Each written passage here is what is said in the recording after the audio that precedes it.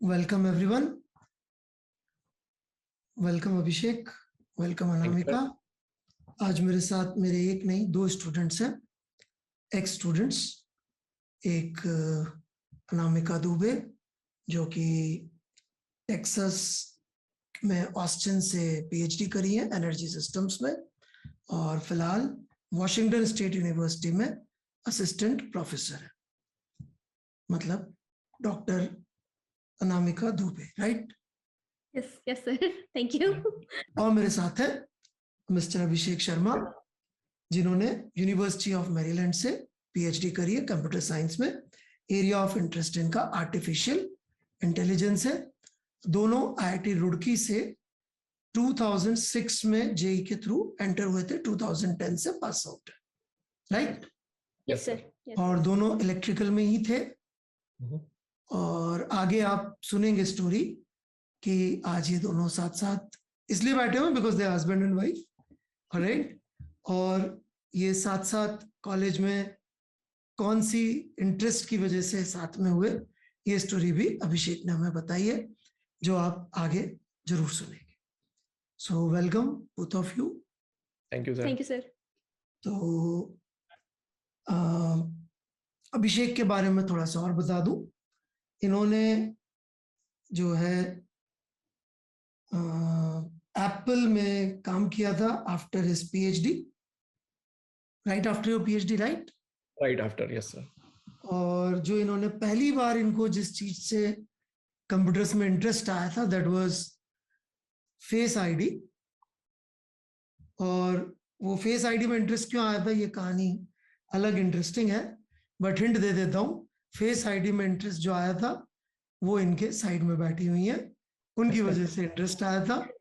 तो इनका पहला जो जॉब था आफ्टर पीएचडी वो एप्पल में था, फेस आईडी में स्पेशल प्रोजेक्ट ग्रुप था.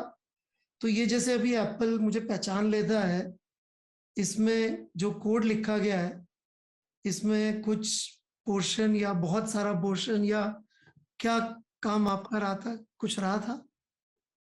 हाँ सर, सो बेसिकली इसका जो मैचर है जो आपकी इमेज लेकर के ये बताता है कि आपकी ही इमेज है और किसी की नहीं है, तो उसका जो एल्गोरिदम डेवलपमेंट था वो मेरा काम था. एल्गोरिदम आपका था? Yes sir. Great, amazing. और इसके बाद इन्होंने अपना शायद स्टार्टअप ट्राई किया था एक, राइट? इंडिया में सर एक जैसे मैं थोड़ा सा सोशली विजिल रहता हूँ, तो I saw the perils of farmers. India में काफी बुरी हालत है फार्मर्स की. तो I wanted to sort of create a startup where we can put together the power of artificial intelligence और data analytics to help them get good pricing for their production. और जो एक उनकी क्रेडिट डिफॉल्ट की problem है उसको solve करने के लिए हमने एक ट्रेडिंग प्लेटफॉर्म बनाने की कोशिश की थी, दैट वाज कॉल्ड गोबैस्को. और वो मेरा स्टार्टअप था. उसके बाद ये फेसबुक में रिसर्च साइंटिस्ट और अब रिसर्च मैनेजर है फुल टाइम. फेसबुक जिसका नाम अब मेटा हो गया है, राइट? तो ये मेटा में रिसर्च मैनेजर है and he is leading AI का कोई पोर्शन का, I don't know what part, but ये काफी उसमें काम कर रहे हैं. और अनामिका ने जैसा मुझे बताया, इनका इंटरेस्ट बेसिकली दो चीजों में बहुत ज्यादा है, कि कैसे एनर्जी सिस्टम्स को इस तरह का बनाया जाए, पावर ग्रिड्स वगैरह को, जो क्लाइमेट चेंज के हिसाब से ज्यादा एफिशिएंट हो और कभी भी कोई कैलेमिटी आए तो भी ग्रिड का मतलब तो पावर ग्रिड. अब तो आप लोग बच्चों को नहीं पता होगा, मैं जब छोटा था तब हिंदुस्तान में ऐसा मैंने 2 बार देखा हुआ, 2 या 3 बार, कि ग्रिड फेल हो जाती थी. बट अनामिका ने जिस फील्ड में काम किया उसी फील्ड में जो पहले लोग रहे होंगे, उन्होंने इस तरह के सिस्टम्स बना दिए अभी कि ग्रिड फेल अब इतनी आसानी से नहीं होती है, और आगे भी ना हो बुरी से बुरी सिचुएशन में. नंबर 1. नंबर 2, जो ग्रीन एनर्जी आ रही है जैसे आपकी सोलर एनर्जी, विंड एनर्जी, वो इतनी डिपेंडेबल नहीं होती. वो होती तो क्लीन है, पर वो कब कितनी आएगी आप प्रिडिक्ट नहीं कर पाते इजीली. तो इस तरह के ग्रिड सिस्टम्स के ऊपर अनामिका का, डॉक्टर अनामिका का रिसर्च इंटरेस्ट है. अनामिका ठीक है sir. Actually, I feel proud calling you Dr. Okay, thank Abhishek you, sir. And and then, Dr. Anamika. मतलब मेरे लिए बड़े प्राइड की बात होती है thank you, sir. कि Thank कोई you इतना so बड़ा much. काम कर रहा। अब मैं जब भी ये आईफोन को ऐसे बंद करके चालू करता हूँ ना, तो मुझे लगता है अभिषेक Thank you, sir. उसने बनाया था। So that I feel very proud about it. It's an honor. It's It's an an honor, honor sir. to do you pride, sir. All right. So इसलिए Dr. Abhishek, you don't use doctor in your like LinkedIn and everywhere. It's not No, an idea used in US. it is used, but then people don't prefer it that much, or मतलब थोड़ा first name basis होता है, interaction बहुत ज्यादा यहाँ पे, तो it's given kind of thing. तो और तुम्हारी फील्ड में तो बिल्कुल भी नहीं करते होंगे। नहीं, बिल्कुल ही नहीं। बिल्कुल ही नहीं। बिल्कुल ही नहीं। और तो थोड़ा सा अपन आप लोगों की जो पढ़ाई की जर्नी है, दोनों की बिल्कुल काफी अलग अलग जर्नी रही है, तो दोनों की जर्नी में एक एक करके और उसमें जो कॉमन चीजें होंगी वो भी डिस्कस करूंगा कि किस बैकग्राउंड से अपन आए, कैसे पढ़ाई करी, और काफी इंटरेस्टिंग चीजें हैं इसमें, क्योंकि इनमें से एक ऐसा है जो मेरे से पढ़ के भी IIT में सेलेक्ट नहीं हुआ था। Sorry sir. लेकिन आपकी पढ़ने की वजह से ही सेलेक्ट भी हुआ फाइनली। Whatever.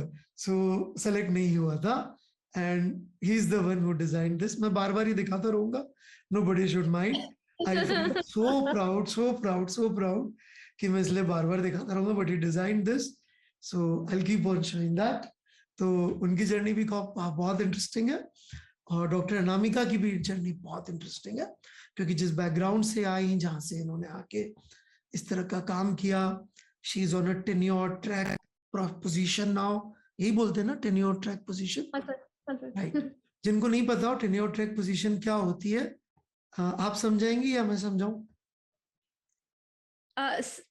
सर बेसिकली यहाँ पे सिस्टम ये होता है कि आप as a assistant professor join करते हो, और टेन्योर ट्रैक एक आपका प्रोफेसर का जॉब मोस्टली आपका यहाँ पे डिवाइडेड होता है। मोस्ट ऑफ द वर्क आपका रिसर्च में होता है, तो आपको खुद को एस्टैब्लिश करना होता है as a known researcher in your field in these 5 years of your tenure track profession, and basically at the end of it you are judged by your a community in which you are basically established researcher, right? So they basically make your appointment kind of permanent within the institute, and that's what it means to be tenured. Kind of permanent, तो permanent ही होता है।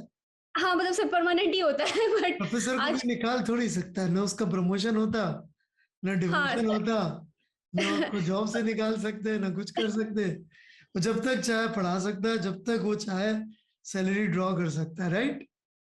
Yes sir, और more importantly एक आपको जो freedom मिलती है इसके साथ काम करने की, वो काफी इंपॉर्टेंट होती है। तो अगर आप बेसिकली अपनी प्रॉब्लम्स खुद ला सकते हो, आप किस चीज पे काम करना चाहते हो, आपके पास फुल फ्रीडम होती है उसके लिए जाके, but then of course you have to work for it, no one is going to pay in general, तो आपको उसमें काम करना पड़ेगा, लेकिन काम क्या करना है उसकी पूरी फ्रीडम होती है, और वो फ्रीडम और भी ज्यादा स्ट्रांग हो जाती है after you get tenured, because एक आपके पास वो होता है कि भाई you are permanent in this university, and as long as you keep on excelling in your work, which you anyway want to do, you have full freedom to do that, which is the good thing about being tenured in a way. So tenure का मतलब भैया जिनको नहीं समझ में आया, समझ में आ गया होगा, तो हिंदी में समझाता हूँ फिर से। मतलब फुल प्रोफेसर बन जाते हैं, उसके बाद पहली बात तो जॉब परमानेंट है, कोई कुछ नहीं करने वाला है, एंड यू डिफाइन आपको क्या करना है, क्या फील्ड ऑफ रिसर्च है आपकी। आपको कोई ऐसी दूर की कौड़ी जो मतलब सबको लगता हो जी इम्पॉसिबल है जी, ये तो नहीं होता, आप उस पर रिसर्च करना शुरू कर दो, आपको कोई रोक नहीं सकता, कुछ करके दिखाना पड़ेगा 2 साल में, 3 साल में, राइट? यस सर, और फुल प्रोफेसर नहीं होता सर, एसोसिएट प्रोफेसर होता है। तो पहले आप एसोसिएट बनते हो, उसके बाद फिर आपको जज करते हैं, then you become the full professor after that. लेकिन दीज आर जस्ट माइलस्टोन्स, आप टेन्योर हो जाते हो। सो देख लीजिए आप कितने बड़े बड़े लोगों से हम लोग मिल रहे हैं, राइट? क्या ओके, तो पहले अनामिका से बात करते हैं। तो डॉक्टर अनामिका, जब आप 7th 8th 9th वगैरह में थी, तो क्या फैमिली का कैसा है, मतलब क्या था, और मैथ्स कैसे, मतलब व्हाई मैथ्स? तो सर आई वाज बॉर्न, मतलब मैं काफ़ी लकी हाउस होल्ड में आई वुड से कि आई वाज बॉर्न। तो पढ़ाई का, एकेडमिक्स का बहुत ज़्यादा इंपॉर्टेंस था मतलब मेरी फैमिली में। और everyone was basically motivated a lot to do the best and to learn and to excel, and वो सारा चीज़ें बहुत बहुत छोटी एज से ही आए थे कि मतलब आप ये करो, दिस इज इम्पोर्टेंट। कौन, मतलब फैमिली में कौन, बड़े भाई? Mummy papa, grand parents. मेरी जो ग्रैंड मदर थी पापा के साइड से, she was double MA at that time and she was a teacher. और मेरे ग्रैंडफादर डॉक्टर्स थे, डॉक्टर तो नहीं बट नर्स सुपरवाइजर की पोजीशन पे थे। My mom was also working, she was a professor. My father was an engineer. Nana side पे भी नाना टीचर थे। नानी ऑल्दो हाउस मेकर थी but she also instilled this culture of educating my mom. And my mom has a very strong emphasis कि भाई बच्चे पढ़ने चाहिए, everyone has to study and education is the way really to excel in life. तो ये बहुत deeply inculcate हुआ था, which was a great thing, right. और लकीली आई वाज, कहाँ की आप? सर मैं वैसे तो मैं सीधी से हूँ। मेरा जो दादी साइड का घर है बस, और नानी साइड इज रीवा। तो मेरी most of the upbringing Rewa में हुई है, रीवा मध्य प्रदेश से। रीवा में, ओके। तो रीवा कोई ऐसी बड़ी जगह तो नहीं है जहाँ पे मतलब पढ़ाई का बहुत? नहीं, रीवा एक्चुअली कल्चरली अगर आप हिस्टोरिकली देखो तो बड़ी जगह थी। एमपी में रीवा का पहला इंजीनियरिंग कॉलेज खुला था, राइट राइट। पहला मेडिकल कॉलेज खुला था। तो मतलब first engineering college, first medical college. तो रीवा आपका एजुकेशनली काफी ज्यादा स्ट्रॉन्ग था, रेपुटेशनल था। लेकिन जो आपकी coming of the age education थी, जैसे आईआईटीज हो गए और आपके ये जो हाई टेक हो गई चीजें, जो उसके बारे में इतनी इंफॉर्मेशन नहीं थी। तो मोस्टली यही था कि क्योंकि बहुत ज्यादा एकेडमिकली एक्सलेंस का एक कल्चर, वो कल्चर प्रोपेगेट करने की कोशिश की जा रही थी बच्चों में। तो ये था कि भाई you should get the best of the job. और उस समय यही था कि पेरेंट्स बोलते थे भाई तुम आईएएस बनो, IAS is the biggest job, you should shoot for that. And this was in 6th-7th class में, राइट। तो उस समय जब जब गेटिंग टू द पॉइंट कि भाई आईआईटी में कैसे आए, तो मेरे मैथ टीचर थे प्रोफेसर एसके दुबे। उस टाइम पे 7th-8th क्लास में जब हमें पढ़ाते थे, तो he was the one who told me कि भाई तुम पहले आईआईटी निकालो और आईआईटी क्वालिफाई करो, उसके बाद आप जो बनना है वो बनते रहना। This is one of the toughest exam that you have. Maths अच्छी लगती थी? हाँ सर, मैथ्स में काफी इंटरेस्ट था मुझे पहले से, और I could understand it and I could solve it. और आपको पता है मतलब अर्ली एज की जो मैथ होती है, जो 7th-8th की होती है, I was very fast in computing and I was very meticulous in solving problem. तो वो सब थोड़ा नेचुरल एबिलिटीज अच्छी थी, मतलब उस छोटे टाउन के पर्सपेक्टिव से, not in terms of all India और दोज थिंग्स, बट छोटे टाउन के पर्सपेक्टिव से अच्छी थी। और जो आपके रीजनल ओलंपियाड्स होते थे, मैथ ओलंपियाड, उसमें भी I could do things without much coaching and stuff. तो there were some things that was there which didn't made this process कि भाई आप आईआईटी की तैयारी करना was extremely frustrating, क्योंकि कुछ बैकग्राउंड नहीं है। तो हाँ, मतलब अच्छा लगता था मुझे करना। और एकेडमिक्स, आपका मैथ और फिजिक्स पढ़ना, उसकी प्रॉब्लम सॉल्व करना, वो सब चीज़ें मुझे पसंद थी। तो I continue to do that and I was good at it as well. And I think that probably design this path for me कि भाई आप यहाँ से अब नेक्स्ट आप आईआईटी ट्राई करो। और उस टाइम पे जब मैं तैयारी कर रही थी, उस टाइम पे इतनी अवेयरनेस नहीं थी एटलीस्ट रीवा में कि आपके पास कोचिंग सेंटर्स हैं, आईआईटी क्या होता है। तो फिर वो सब समझना, लर्न करना और उसके लिए पता करना। थोड़ा धीरे चलते। तो आपने 10th के बाद मैथ्स लिया और फिर आपने 11th में क्या किया? सो 11th और 12th में फिर मैंने वही रीवा से ही जो आपके टीचर्स थे उनसे पढ़ाई की, कोचिंग्स की, मतलब क्योंकि पता था कि एटलीस्ट इंजीनियरिंग एग्जाम तो देना ही है। तो मैंने फिर वहाँ 10th और 11th के जो वहाँ के लोकल कोचिंग सेंटर्स थे वहाँ से पढ़ना शुरू किया। और वहाँ पे मतलब AIEEE वगैरह का भी जो होता है, और IIT का भी, चलो जो भी वो पढ़ा सकते हैं उस टाइम पे, वो सब वहाँ पे पढ़ना मैंने शुरू किया और वहाँ से ही कोचिंग ली मैंने। लेकिन फिर जो मैथ सर थे उन्होंने ही फिर मतलब, और मेरा नहीं हुआ 12th में ऑनेस्टली। 12th में जब मैंने एग्जाम दिया तो मेरा प्री क्वालिफाई भी नहीं हुआ था जेई का। AIEEE में भी बहुत पीछे रैंक आई थी मेरी। तो फिर जो मेरे मैथ्स टीचर थे उन्होंने मतलब बात की घर पे, और mummy so by the time mummy सोच रही थी कि भाई नेक्स्ट क्या करना है, और मैं भी सोच रही थी कहाँ जाना है। तो फिर वही था उनका कि कोटा भेजिए, बिकॉज कोटा में आपकी इसकी एक डेडिकेटेड कोचिंग होती है ढंग से, और वहाँ पे इट्स अ पॉसिबिलिटी कि मतलब कि इनको वो स्ट्रक्चर मिलेगा, वो इन्फॉर्मेशन मिलेगी जो कि रीवा में नहीं मिल पा रही है, क्योंकि अभी आपके पास यहाँ पे कोचिंग सेंटर्स नहीं है और चीज़ें नहीं है। तो फिर नेक्स्ट स्टेप वो था कि फिर आप 12th के बाद फिर मैंने ड्रॉप लिया और फिर मैं कोटा गई और फिर वहाँ पे 1 साल बंसल में थी मैं उस टाइम पे। सॉरी सर, क्या मैंने फिर से जंप कर दिया आपके क्वेश्चन को? नहीं, ठीक है, इट्स ओके।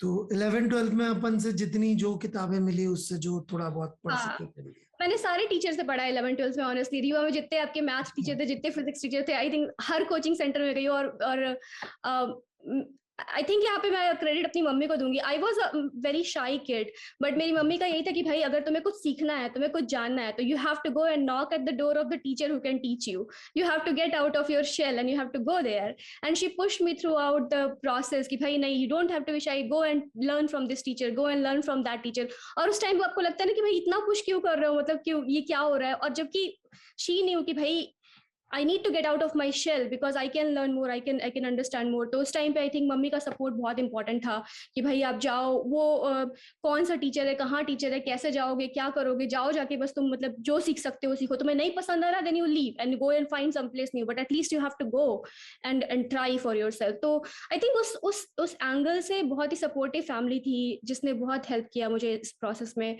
और just to add, 6th standard में मेरे पापा गुजर गए थे।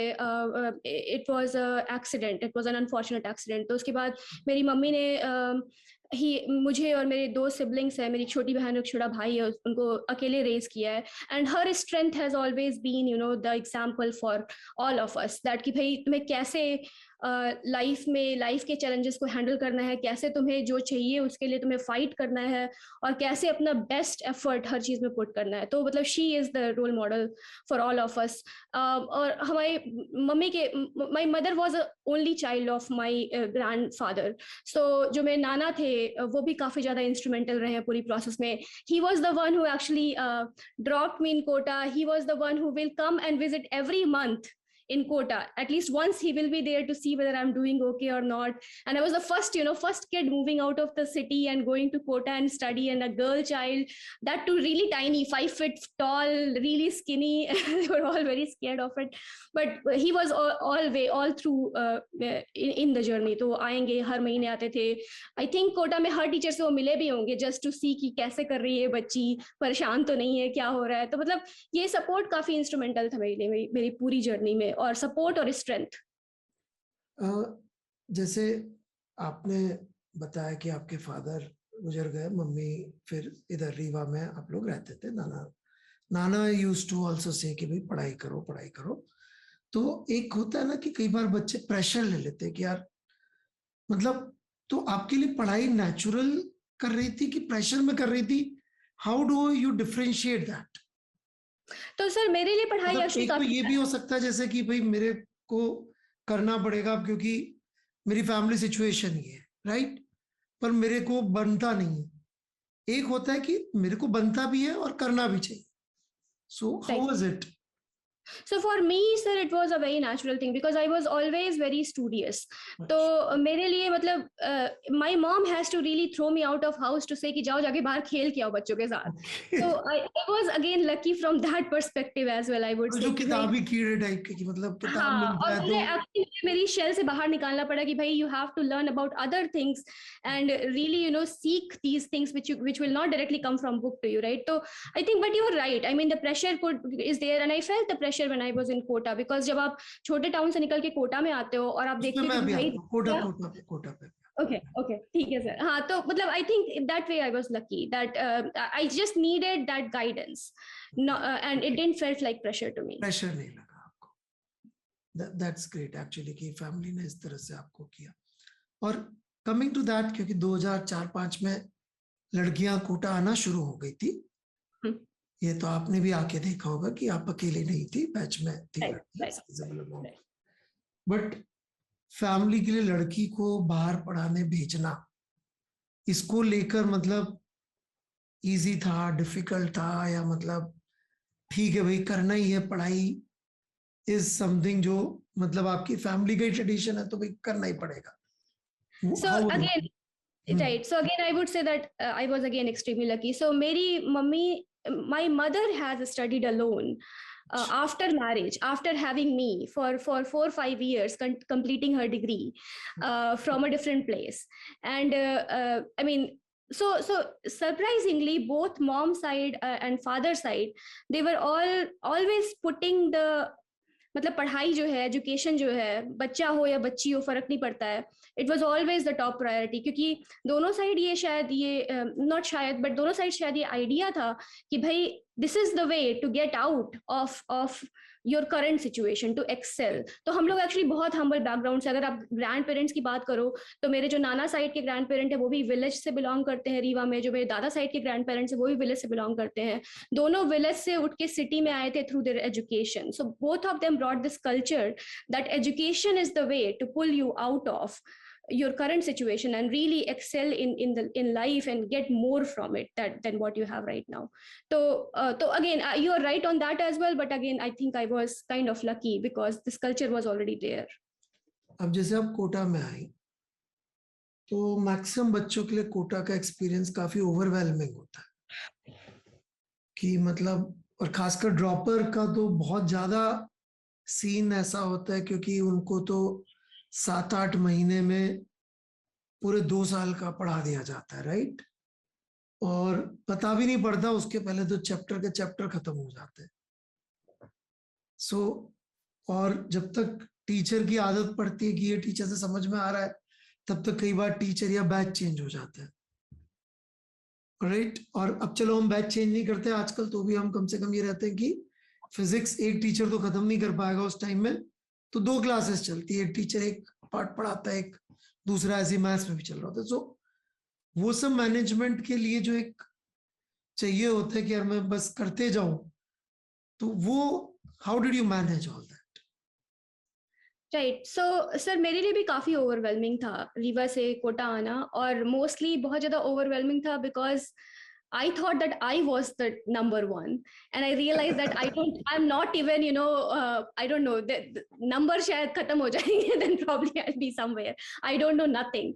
तो मतलब ये realization पहले तो sink in होना कि भाई तुम नहीं हो number one, understand it and actually work towards the goal that you want to. It took some time and it took some, growing up to do, which was okay, I think, which I had the maturity to do it, and I had support system as well from family to understand it कि भाई नहीं, आप कुएं का मेढक बन के मत रहो, बाहर निकलो, and then this is the real world you are living in. तो वो जैसे आप कोटा में जैसे ओवरवेलमिंग बोल रही है, आप आई, जैसे बच्चों के साथ ऐसा होता है, इसलिए पूछ रहा हूँ मैं.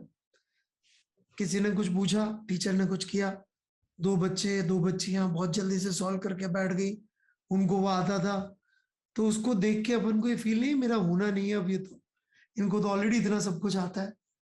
हाँ, तो सर यहाँ पे मैं बोलूंगी, मैंने एक्चुअली खुद को बहुत स्ट्रांगली समझा दिया था कि इट्स योर जॉब कि तुम्हारा हो. You have to make sure कि तुम्हारा होना चाहिए. You have to give the best effort that you can to make yourself a success. And this is something you have to do. And the reason I was saying that is something you have to do is because मुझे थोड़ा understanding हो गई थी कि भाई IITs क्या है, colleges क्या है, उसके बाद अपॉर्चुनिटीज क्या है, एवेन्यूज क्या है, there bunch of other things that can be done. So this is an effort that I have to make. और मैंने उस समय ऑनेस्टली मैंने एक्सेप्ट नहीं किया था कि मेरा नहीं होगा. This was a constant thing in my mind कि यस, अभी एग्जाम दूंगी तो मेरा नहीं होगा, लेकिन जब मैं एग्जाम देने जाऊंगी तब इट्स इम्पॉर्टेंट कि मेरा हो, और इट्स इम्पॉर्टेंट कि मेरी ये रैंक आए. तो मतलब मैंने काफी ज्यादा खुद को हार्ड वायर कर दिया था उसके लिए कि भाई तुम ये सोचना, ऑल्टरनेटिव नहीं सोचना है तुम्हें, ठीक है. बट दैट डजंट मीन कि ऐसा होने वाला था कि अगर नहीं हुआ तो there will be something that completely my world is shattered, right. तो ऐसा नहीं था, मेरे दिमाग में ये भी था कि भाई अगर इसमें मैं बेस्ट करूंगी, चलो मेरा नहीं होता है because this is a very competitive exam, there are so many smart students out there could 100 reasons it doesn't happen for me. I can still get very good rank probably in AIEEE. I can still get very good rank probably in MPPET, who knows, and I'll go to that college and I'll excel there. My job is to learn and my job is to work, and I have basically realized this while being there 1 year that bhai तुम best of the best नहीं हो, but it's your job to do whatever you're doing in the best of the best manner, and things will happen, and things will, if not this then something else will happen. साथ वाले students अच्छा कर रहे थे, आपसे class में जवाब दे दिए जल्दी, वो सबसे डर नहीं लगा? सर बहुत डर लगा। मेरा इनफैक्ट मैं आपको अपनी स्टोरी बताती हूँ। मेरा लास्ट बैच में हुआ था सिलेक्शन, मेरा Y20 बैच में सिलेक्शन हुआ था, and that was like I probably was the last person to get selected in Bansal. But then और उसके डिफरेंट रीजंस थे, and I am not going to go into that. But जो first exam हुआ था उसके बाद I jump to X6। So in the first exam I went from Y20 to X6। But then what happened, what that Y20 admission really let me understand कि भाई इस Y20 batch में जो बच्चे जिनसे मैं इंटरेक्ट कर रही हूँ कितने पैशनेट है, किस किस जगह से उठ के आ रहे हैं, कहाँ से आ रहे हैं, अपने स्कूल के टॉपर्स थे ये, वो नहीं पहुंच पाए यहाँ X6 पे, right? But they have so much of passion and so much of work to do. It basically made me very humble towards this point कि भाई यहाँ पे आप क्या कैसे कर रहे हो। Yes, it matters. Yet, yes, it of course says that there are other people who are smarter than you.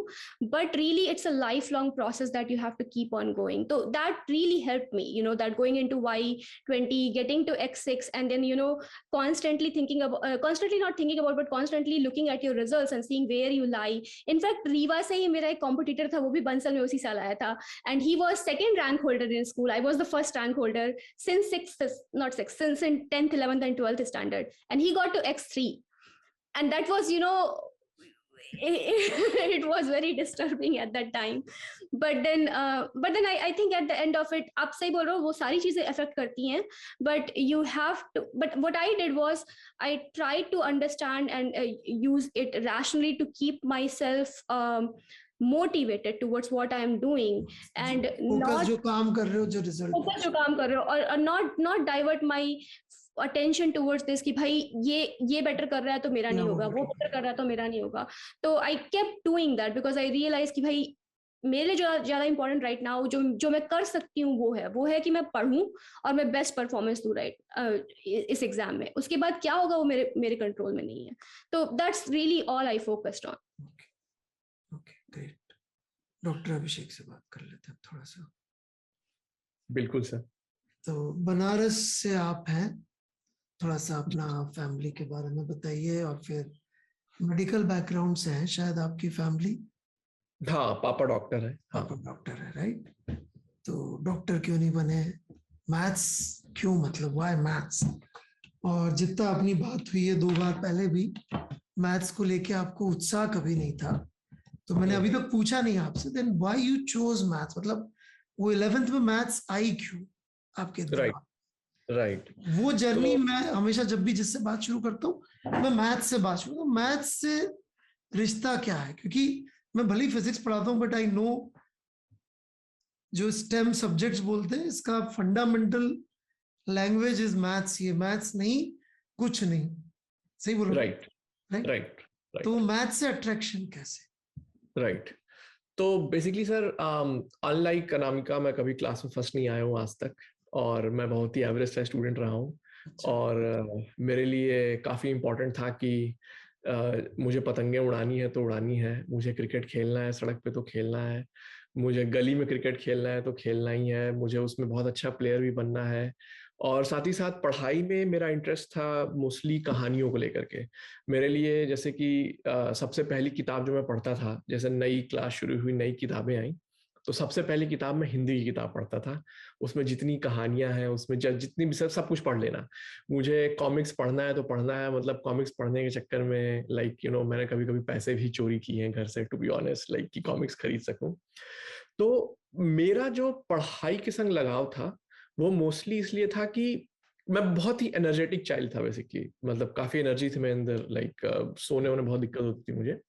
तो पढ़ाई मेरे लिए एक एवेन्यू था, एक जरिया था अपनी एनर्जी को डिसिपेट करने का, और उससे मेरा एक इंसेंटिव भी जुड़ा हुआ था कि हाँ भाई थोड़ा पढ़ाई लिखाई कर लो तो लोग थोड़ी तारीफ भी करते हैं, माँ बाप भी थोड़े खुश रहते हैं टाइप से।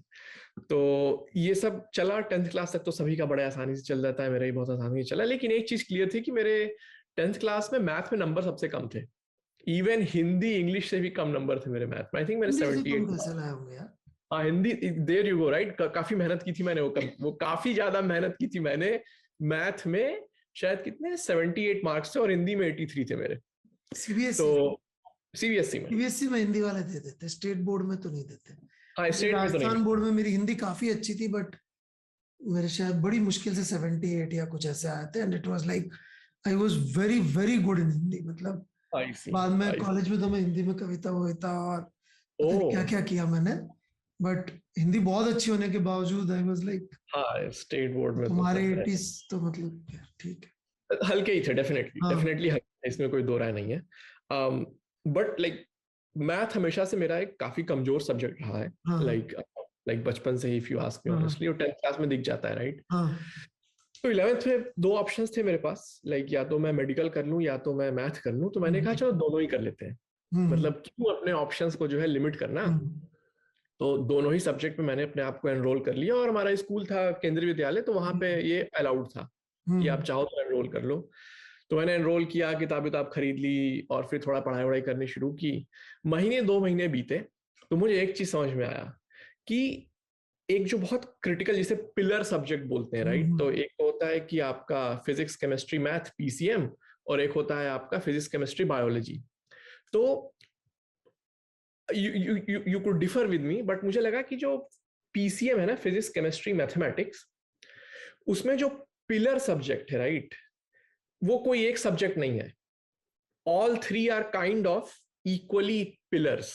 मतलब लाइक यू नो, ऐसा नहीं कि मतलब एक क्रिटिकल सब्जेक्ट है जो बाकी 2 से बिल्कुल ही अलग है, ठीक है, वो लगभग मिलते जुलते सब्जेक्ट्स हैं। वो मैथमेटिकल इक्वेशन सब में आती है अल्टीमेटली। हाँ, मैथमेटिकल इक्वेशन सब में आता है। तो इक्वेशंस में मैं ठीक था, मुझे प्रॉब्लम होती थी सिमिलर ट्रायंगल और जो प्रूफ्स आते थे, जिसके चलते मेरा मैथ में कट जाता था बेसिकली। अलजेब्रा अच्छी थी, ज्योमेट्री खराब थी। हाँ, अलजेब्रा अच्छी थी, हाँ। तो लेकिन फिजिक्स केमिस्ट्री और बायो में मुझे लगा कि जो फिजिक्स और केमिस्ट्री का लेवल है वो काफी लो है, और जो मेन क्रिटिकल पिलर है वो बायो है, और उसमें सिर्फ रटना था, काफी कम समझना था। तो मुझे समझ में आ गया कि भाई ठीक है, मेरी मैथ कमजोर है, उससे फर्क नहीं पड़ता, लेकिन मुझे मजा आता था फिजिक्स केमिस्ट्री पढ़ने में बहुत ज्यादा। मतलब लाइक 11th क्लास की शुरुआत से पहले मैंने फिजिक्स केमिस्ट्री किताबें खरीद ली थी, और बहुत अच्छा लगता था मुझे। मतलब लाइक 2-4 क्वेश्चन लगा लिए फिजिकल केमिस्ट्री के खुद से समझ करके, तो मतलब my day would be like you know kind of made कि अरे भाई मजा आ गया, आज तो ये 4 सवाल लगा लिए मैंने। तो इस तरह का कुछ नेचर मेरा लाइक 10th क्लास में भी रहा था, जिसमें जब पहली बार हम लोगों को ऑर्गेनिक केमिस्ट्री पढ़ने को मिली थी, तो उसमें जो केमिकल रिएक्शंस होते हैं, उनका जो नॉमेनक्लेचर होता है, तो वो सब जो है मतलब समझने से मुझे बहुत हाई आता था। और क्या था कि मतलब बनारस में था मैं, तो अगल बगल मेरे घर के लोग रहते थे, तो मुझे डिस्टिंक्टिवली याद है हमारे ऐसे, जिस बनारस में क्या होता है कि शाम को सारे बच्चे निकलते हैं, भैया लोग निकलते हैं, तो कहीं चौपाल या मंडली बैठती है, तो उस मंडली में लोग बैठे हुए थे, और मैं ऐसे ही बता रहा था कि हाँ ऑर्गेनिक केमिस्ट्री शुरू हुई है। और तो उन्होंने बोला अच्छा, ऑर्गेनिक केमिस्ट्री शुरू हो गई है, बताओ इस कंपाउंड को क्या कहते हैं। वो शायद मेरे से डोडेकेन पूछ रहे थे, तो मैंने बता दिया डोडेकेन, तो उन्होंने बोला ये लड़का आगे जाएगा। तो it was you know like it was a quick gratification, but the reason I learned about like you know कि हाँ इसे डोडेकेन बोलते हैं was because I really loved, you know, there was a structure. Sure, मेरी mathematics काफी कमजोर थी, लेकिन but I found that structure in physics and chemistry very appealing.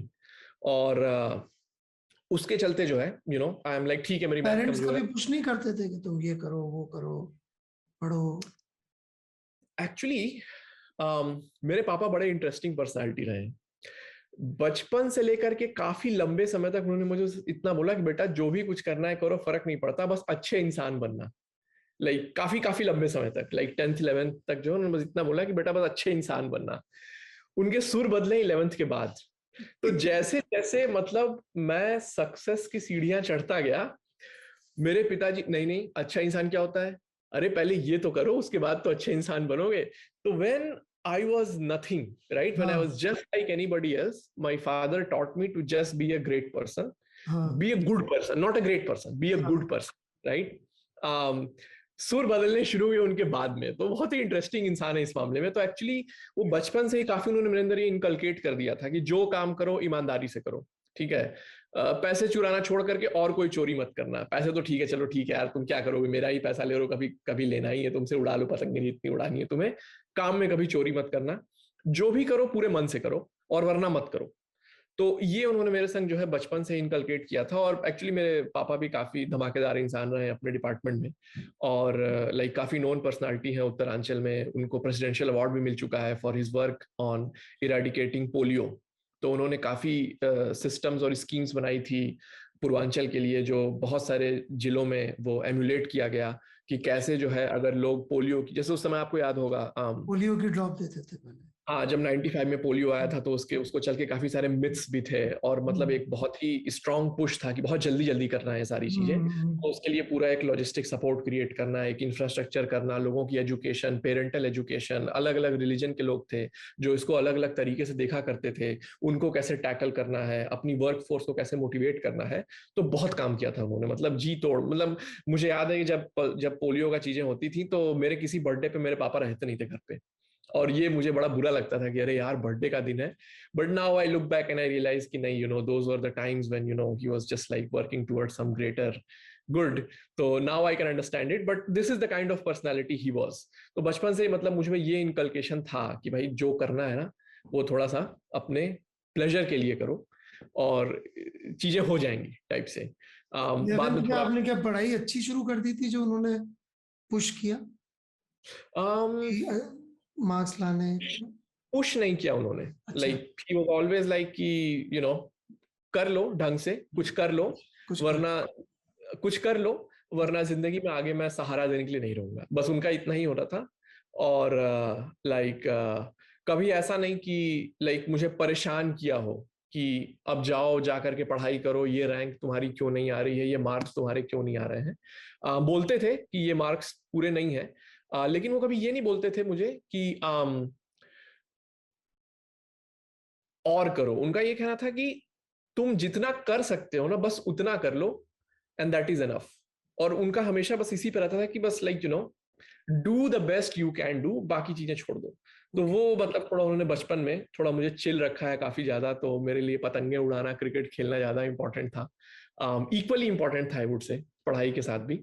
और पढ़ाई में वही चीजें मैंने की जो जिसमें मुझे लाइक मजा आता था, बाकी चीजें मैं छूता भी नहीं था बेसिकली। हाँ, बाकी चीजें मैं छूता भी नहीं था। हालत ये थी कि सोशल स्टडी के जो आपके सब्जेक्ट होते थे, उसमें कई बार तो मेरे लाइक जैसे 35 नंबर का क्वेश्चन पेपर होता था टिपिकली मिड जो आपके केंद्रीय विद्यालय में होता है, कई बार मेरे 35 में 1 या 2 नंबर भी आ चुके हैं। तो लाइक उस तरह का बेसिकली मेरा एटीट्यूड रहा है 10th क्लास तक। 11th में जब मुझे फिजिक्स और केमिस्ट्री हाथ में आई तो I was like wow, this is awesome, and I just got a way of life. मतलब मुझे like it was like it was a magical world to me कि अरे ये सब हो रहा है क्या। तो ये क्वेश्चन ऐसे सॉल्व होगा, अच्छा इसको ऐसे कर लेता हूँ तो कैसा होगा, इसको अगर इसका लाइक यू वुडंट बिलीव मैं कोऑर्डिनेट सिस्टम चेंज करता था। I would actually, in order to solve some of those like circular things, I would change the coordinate system, क्योंकि मुझे भैया थे किसी ने, मतलब उनकी बीएससी थी, तो उन्होंने बेसिकली वो चीजें बताई थी। तो आई वाज लाइक अच्छा एक सर्कुलर कोऑर्डिनेट सिस्टम भी होता है, उसको भी देखो क्या होता है। तो उसकी इक्वेशंस जो है लेकर के, तो ऑल्दो मैं मैथ में दोनों बार लटका, जेई में मैं मैथ में ही लटका, क्योंकि मैथ जो शायद जेई में पूछी जाती थी वो मेरे से नहीं बनती थी, वो सीरीज के जो क्वेश्चन बिल्कुल ही नहीं बनते थे।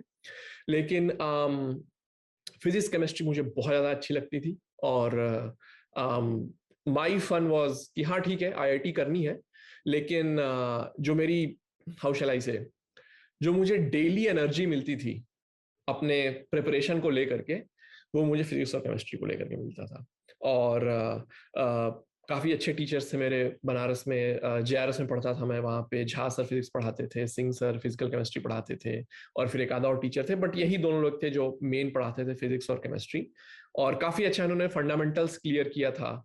और वन थिंग आई मस्ट से कि जैसे मैंने कहा कि मेरे लिए काफी इंपॉर्टेंट था पतंगे उड़ाना, क्रिकेट खेलना, तो ये भी बहुत जरूरी था कि मेरे पढ़ाई के आवर्स लिमिटेड हो। तो I couldn't afford unlike others कि मैं क्वेश्चंस के सॉल्यूशंस को रिवर्स इंजीनियर कर लूं।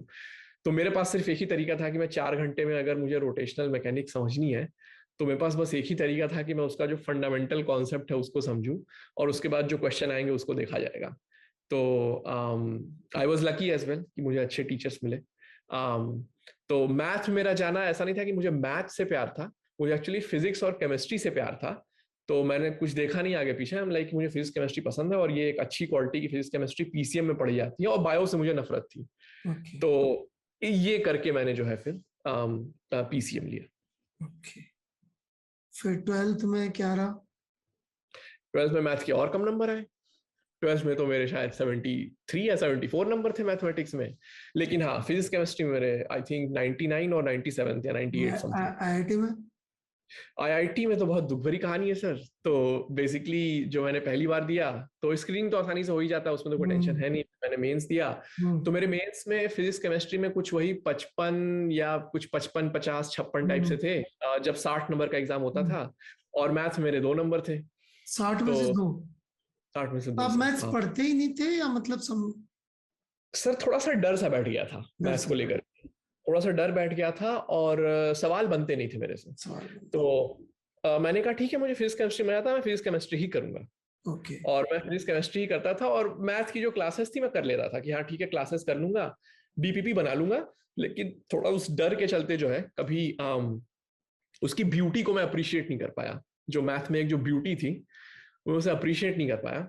मतलब इंटेलिजेंस तो रही होगी, यदि फिजिक्स कर सकते हो आप तो मैथ्स भी इतनी तो खराब नहीं हो सकती कि 2 आए।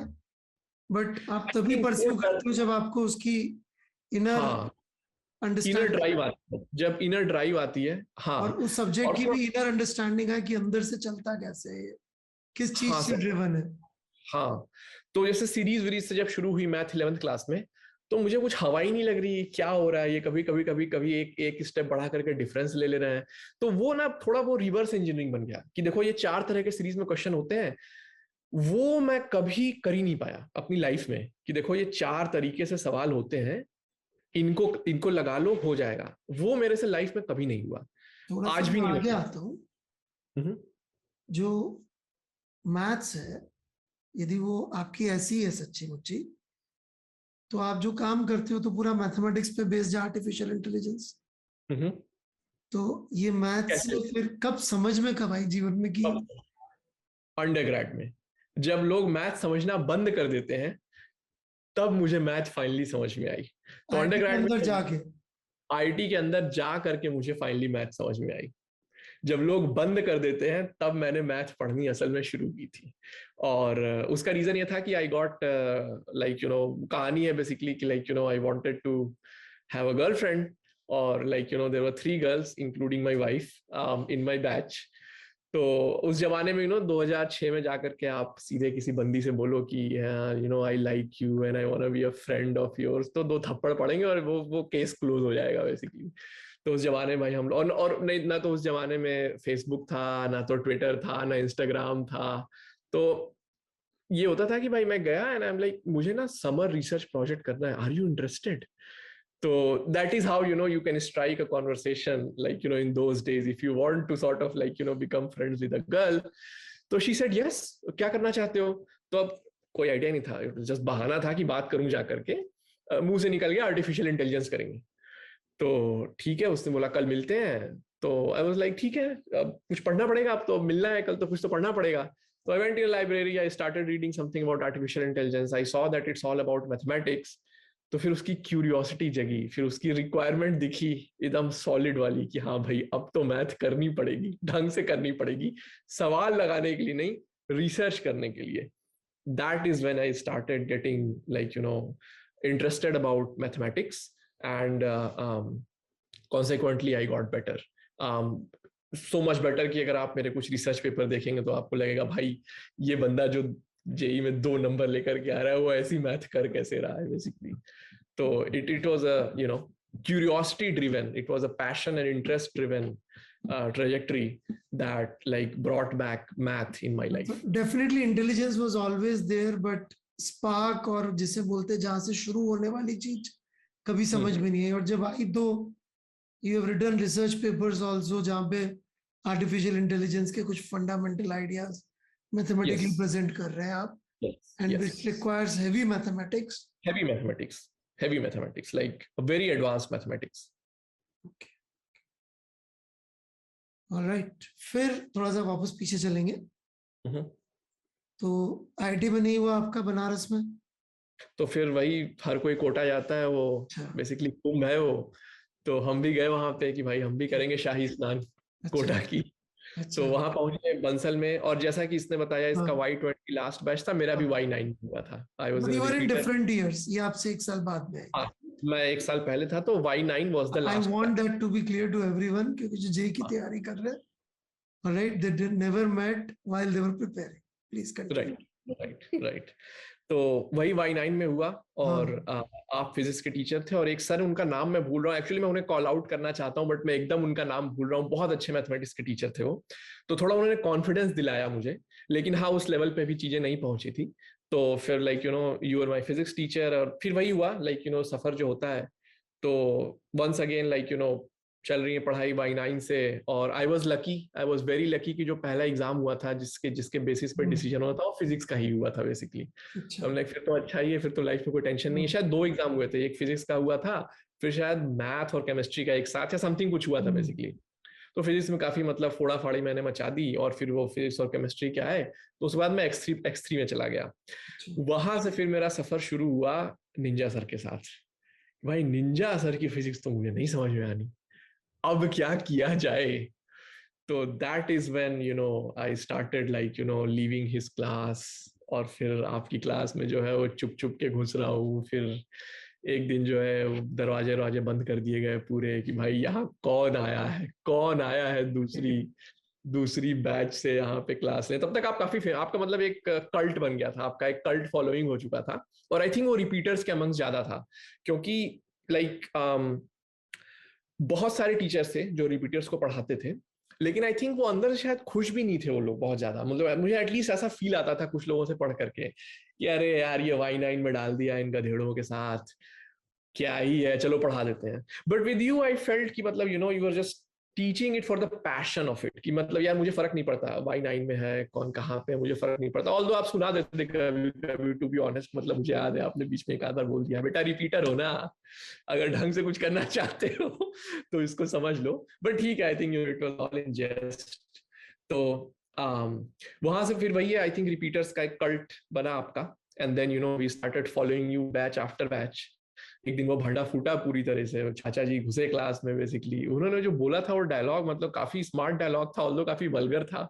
I don't really appreciate it. He is like he got into the class and he is like, कौन है बाहर से? कोई कुछ नहीं बोल रहा है। अरे अगर तुम्हारी शादी और सुहागरात के दिन कोई और घुस जाए तुम्हारे कमरे में, कैसा लगेगा तुम्हें? ऐसा ही लगता है इस बैच के बच्चों को। काफी वल्गर था वो, बट आई वाज लाइक चाचा जी he has his own style.